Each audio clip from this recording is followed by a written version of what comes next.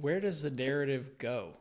Yeah, so what it looks like is I package together a sales narrative. And so after it's all basically written out, I would then basically write at the very beginning of this, like this documentation that I would go push out to everybody. It's like, do you agree on this narrative? Yes or no? Like if we agree on the narrative, then we can move on to more deeper level messaging and web page messaging and product messaging. Like we can get to that, but it's got to tie back to the narrative. So like in practicality, the narrative operates as like the foundational point both for the messaging going forward and then also the salesperson that needs to be able to tell this story.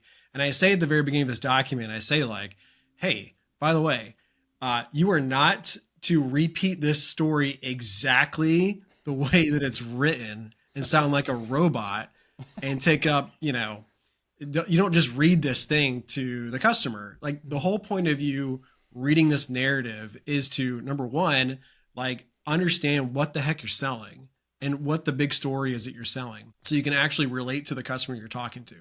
And number two, we're going to boil this down into a client deck, a presentation, or whatever that's going to be a consolidated version of the story. But if you don't know the story, you don't know the background, you don't know like the big change and what people are struggling with and how they're trying to adapt to it, then you have no empathy towards the customer.